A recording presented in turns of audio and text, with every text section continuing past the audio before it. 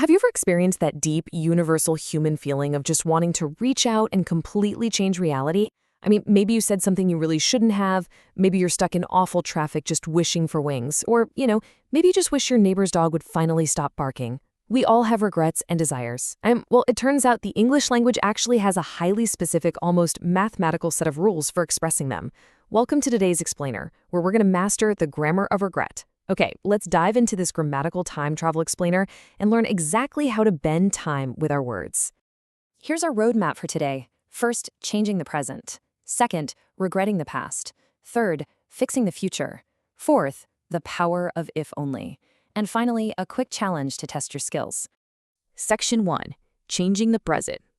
So, when we look at our current situation and want it to be different right exactly this second, there's actually a specific formula for that. Wish plus the past simple tense. Now, you might be wondering, why on earth are we using a past tense for a present problem?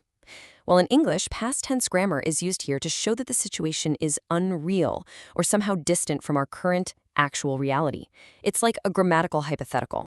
Now, what's really interesting about this is how perfectly it captures that contrast. Think about the grammatical desire. I wish I were taller. Notice that past tense were. But the cold, hard reality? I am not very tall. We literally use a past structure to highlight a present lack. Another great example is saying, I wish I had more free time. The reality, of course, is that you are currently drowning in work. You use the past simple had to express a desperate desire for right now. Section 2. Regretting the past. Let's move to and see how this builds. When the mistake has already been made and we essentially want to rewrite history, we need a much heavier grammatical tool. The formula shifts to wish plus the past perfect. That's the structure using had plus the past participle, like had gone or had seen. Because our present reality used the past simple to show distance, dealing with an actual past event means we have to step even further back in grammatical time. We literally have to go into the deep past. Look at how this compares. I wish I hadn't said that. The reality is, well, the word's already left your mouth. You said it, the damage is completely done.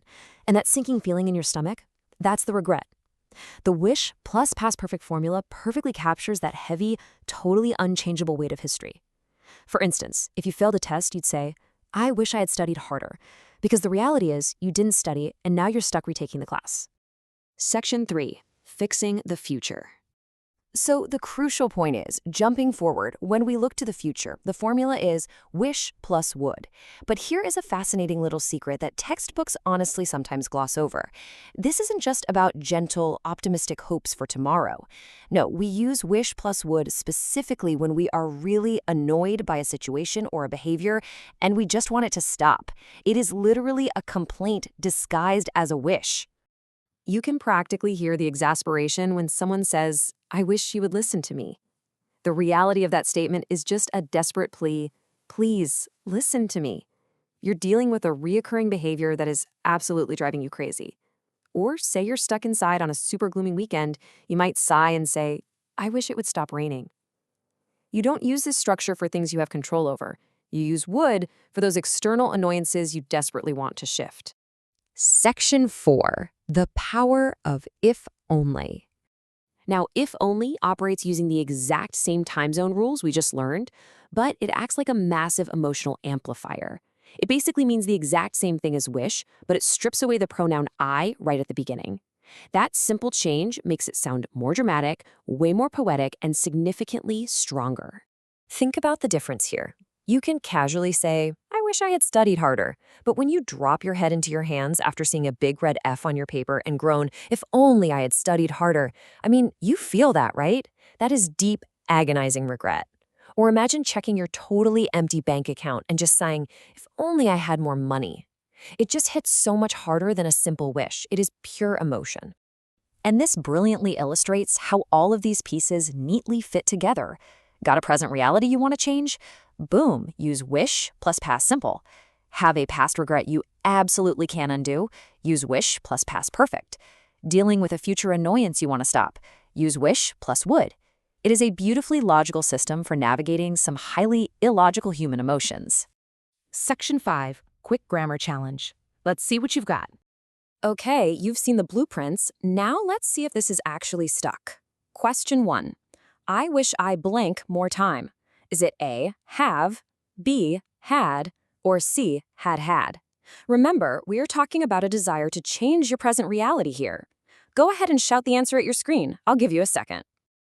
If you said B, had, you absolutely got it. Remember our rule? To change a present situation, we use the past simple to show that the desire is distant from our current, very busy reality. Excellent job. All right, let's step up the difficulty just a bit. Question 2. I wish I blank harder for the exam. Is it A, studied, B, had studied, or C, study? Think about the timeline for a second. The exam is completely over. The mistake is fully in the past. Which grammar structure reaches back in time? And the correct answer is B, had studied. This is your classic past regret. Because the event is already in the past, we have to go deep into the past perfect tense to express our wish to change it. You are doing great. Let's bring it home with one final question. Question 3. I wish you blank talking. Is it A, stop, B, stopped, or C, would stop? Just imagine someone is chatting away loudly right next to you in a movie theater. It's highly annoying, and you want their behavior to change right now and into the future. What's the pick? The answer is C, would stop. Yes, you definitely recognize the annoyance factor there. When we are super frustrated with an ongoing behavior and we desperately want a future change, wish plus would is our go-to weapon. This easy rule recap right here is your golden ticket. Mastering these 4 little bullet points is literally what separates a mechanical English speaker from a natural, truly expressive one. When you can seamlessly slide between the past simple for the present, the past perfect for history, and would for all those daily annoyances, I promise you, you unlock a whole new level of conversational fluency. Well, we've covered a ton of ground today, navigating the incredibly complex grammar of our hopes and regrets. But knowledge is only power if you actually apply it. So I want to leave you with this one question to think about. What is your biggest if only right now? Are you fighting a frustrating present reality, regretting a tough past decision, or maybe you're just really annoyed at a future prospect? Figure out your time zone, build your sentence, and make this grammar completely your own. Thanks so much for joining me on this explainer. Keep practicing.